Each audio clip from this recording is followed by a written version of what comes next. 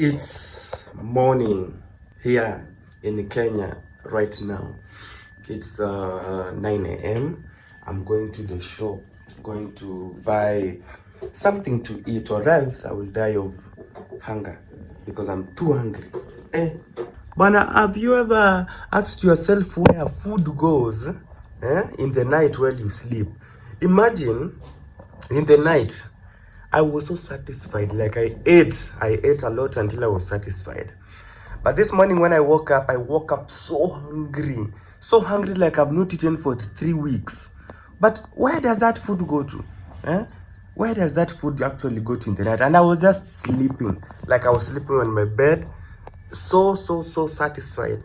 Then I wake up so hungry. So for that reason, I have to take breakfast. I'm just on my way to the shop outside. I don't want bread. I really don't want bread. Bread, I don't know. Me, I've eaten so much bread in my life that when I became an adult and trying to fit in the independency world, I usually find bread not interesting. Like I find it, or let me just say, the bread of nowadays have lost taste. Bread of nowadays are tasteless. If you find one that appears a little bit good, then it has some they just have some funny tastes. Sometimes it's like they're expiring, and that is what we have to eat. So me, I don't like bread. Like I'm gonna buy food that has been cooked this morning, like mandazi, chapati. Let's get going. The sun is really shining good here, huh? You see?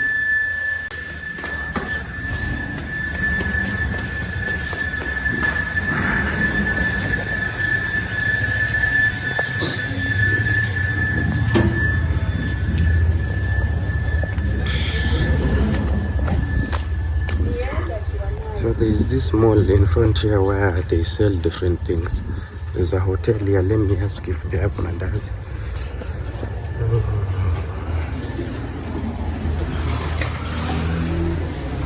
Habari man. Mandazi. Uko poa? So yes, I'm going to buy mandazi.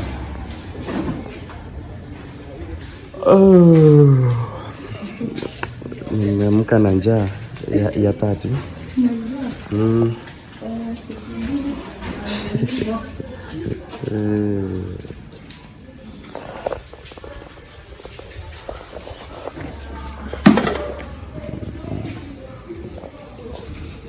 Kazi inaendelea aje?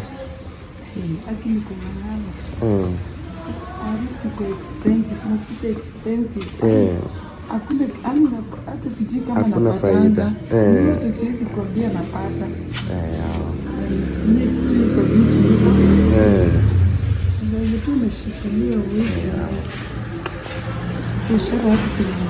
Itakuwa tu sawa tu. Wacha tungoje, but okay, kukua sawa na itakuwa ngumu. Naona itaendelea hivi for some time mpaka watu wazoee tu. Na hiyo bei. Unadhani hata hao viongozi tutachukua ati watatupunguzia bei? Hata hakuna mwenye atapunguza.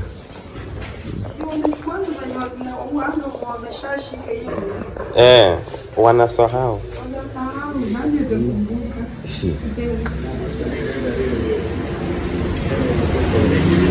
Poa kabisa. Uko fiti? Asante. Nimeshukuru sana. Aya. Okay. I am back. I hope it's my phone. All right, I have new messages. I'm here watching the Pluto. These are things to do with loyalty tests. Even if people say they're scripted, they are enjoyable. I love them. Like, they're fun. Whether scripted or not, at least we are entertained. The way Pluto laughs, when he laughs, you feel like he's triggering you to laugh too. He triggers you to laugh with his laughter. A funny person is funny. My mandazi are here. I'm just preparing tea on the other corner of the house. Yes. I want to be honest with you. These things that you see nowadays called loyalty test. Like, the world nowadays is not like the days when we were growing. But us, the days we were growing, we were so disciplined. We were so disciplined. We knew what was supposed to be left underwater was supposed to be remain there. And some things were not supposed to be exposed. Nowadays, people expose their relationships online anyhow. Like when you feel your boyfriend is cheating on you or your girlfriend is cheating on you, you just look for a media personality and then they make a phone call to them to confirm if that they truly love you or they're cheating on you. Sometimes both of you stand there, they take your phones, you exchange. The conversations that are ongoing in these phones with other people and not you are very strange. So me, I feel like many things have really changed. If nowadays people are even taking their love matters on social media, they talk about how they have sex with one another, how many crazy things. It's very funny how people have courage nowadays. Like your parents who are on social media, they just click on YouTube to watch their child, son or daughter, being a whore on national, on the media. Like your father clicks on YouTube and finds a video of you there saying how a man broke your virginity and he's been cheating on you and what. Crazy world. I miss the old days when you'd visit even somebody in their house. Before they bring you food, they first give you an album to go through. They show you pictures of how they were kids, how they were young, how they were being taken care of. They show you pictures of their parents, their grandparents, and happy moments together. Nowadays, that is very different. I miss those old days when you loved somebody. You had to sit down and prove your worth. You had to think on ways that would help you win somebody's soul. Like when a man loved a woman, and those days phones were not there, and even if phones were there, they were limited. They were very, very expensive. So people would sit down, boys would sit down, girls would sit down and write love letters. A whole A4 page, you'd write a letter to your girl, giving details on how beautiful she is, on how God created her that early morning with the best and fresh soil, and that is why she became as beautiful as she is. You write to her how you cannot survive without her, that if you cannot hear her voice, then that day you will not eat supper. If you cannot see her smile, then that day you will not sleep. We used to frame them in very romantic ways. Baby, if I don't hear your voice, I cannot eat. Like I'm starving. When the truth is, you've eaten 3 plates of food that night and you're on your bed trying to catch some sleep. It was just some kind of ironical lies that made love very interesting. Whenever you sent that letter, we were not sending them through post office. Actually, because we were the senior ones who were doing it, we would call our juniors, like the young boys or girls. Because at some point I learned in a mixed school before I transferred into a boys' school. So we would call these young children and tell them, take for me this letter into that particular class and give it to that particular girl. All the girls will give the letters to their fellow girls to take them to their boyfriends. And when the girls would read them, they would fall in love, they would feel loved like the way the man describes them in the letter. When your man says, I love your figure, it's like the Coca-Cola bottle. You see how the Coca-Cola bottle comes? It's curvy, it's curved. That means you are figure 8. That is how they used to put it. When the man will describe your smile, baby, your smile is so magnificent. I love when your eyes are teary. They remind me of the sun in the sky without any competitor. That is what you are to me, baby. You remind me of many things. If I don't think about you, baby, I cannot eat. If I don't mention your name, baby, I cannot breathe. Like now, I'm feeling like love is blind. I cannot see because the love you've shown me has made me permanently blind. Love in the past was real love. Leave alone this digital love where phones have manipulated everything. You are in your house, cheating on your partner, and they call you, and through the help of your phone, you lie. You tell them that, oh, me, baby, right now I'm sleeping, just thinking about you. And it's, you're lying. You're not thinking about them. You are actually having somebody else with you there. Love nowadays has really changed. Many things have changed. I miss the old days when, let me tell you, when teachers found out that pupils used to write to each other letters, not only letters, but love letters, sometimes it becomes so very miserable. Let me tell you, when your boyfriend wrote you a letter, or a girlfriend wrote you a letter, it was not easy to throw away those letters. Like, we would want to keep those letters because when you are in love with that person and everything that comes from him. So whenever we received love letters, we would keep these letters because the handwriting of that person, that handwriting alone was everything. Like, you just see the way he writes letter S, or the way she writes letter Q. Mama, you will just feel like this. Like, it was everything. So nobody wanted to lose these love letters.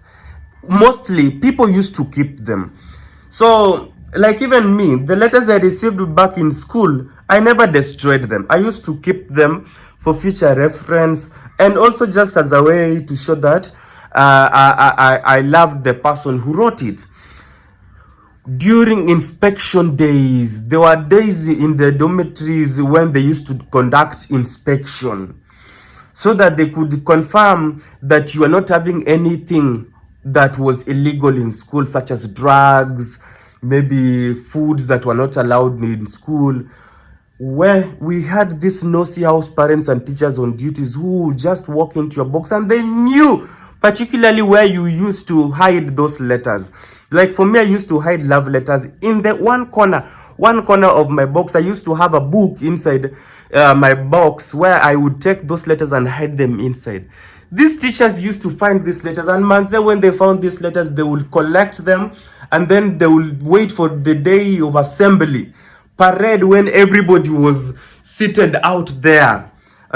When everyone was in the assembly paying attention, and that is where they will call you forward and they will tell you to read that letter, and you'd read that letter in front of everyone. Yeah. After you've been embarrassed that way, no one used to have courage to continue with their relationships. Even if they had to continue, they had to do it chini ya maji, like no one would know. No one would know. So when sometimes the teachers became so cruel with the pupils or students who used to write love letters, people started evolving into other deeper ways. Me, having learned in a school in the rural area where trees were so many, there were so many bushes.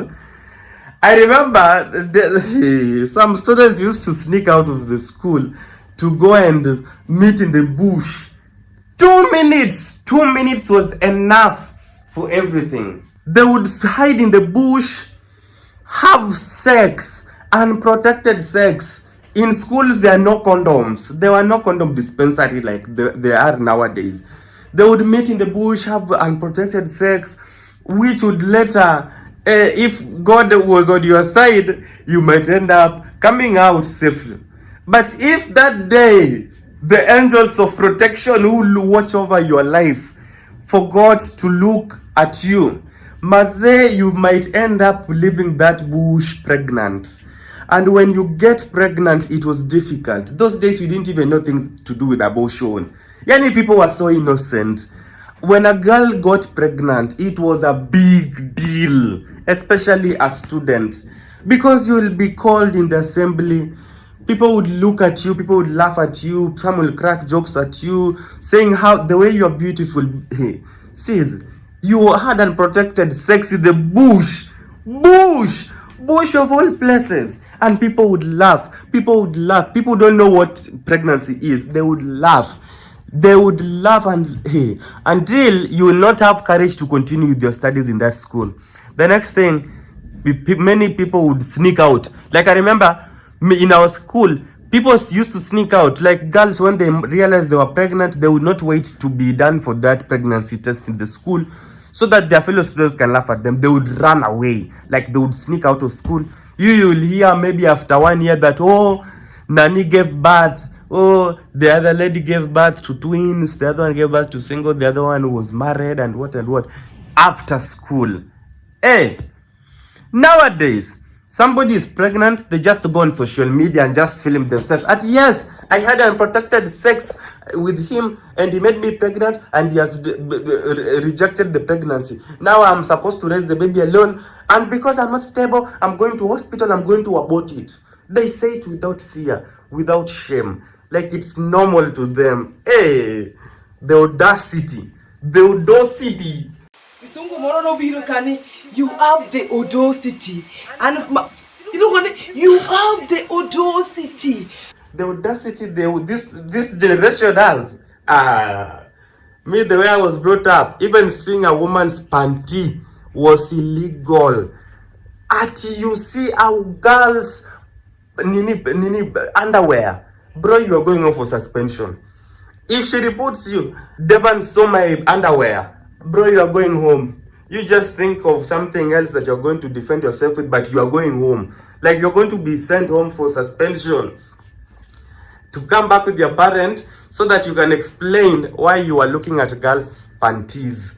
Of course, we had those moments when we will just go to the clothesline to look at girls' panties. You know, when after we've bathed, in front of the bathrooms, there are clotheslines where girls would just tear their panties like this. So we boys, when we were idle, we would just go to those clothesline and we start looking and start imagining whose is whose. So we'll say, hey, that pink one looks like for Rebecca.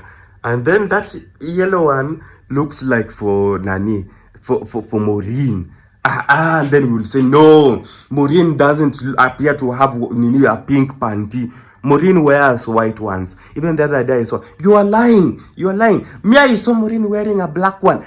So that is what you would do. Hey, and when we were found, suspension direct. I miss those days. Guys, let me end this video here because it's already long. It has taken a different shift. I didn't know it was going to be, this was going to be the topic. And now we've talked about it. Until next time, always work hard and be nice to people. And remember that nothing is impossible. This is devance.empire. End of discussion.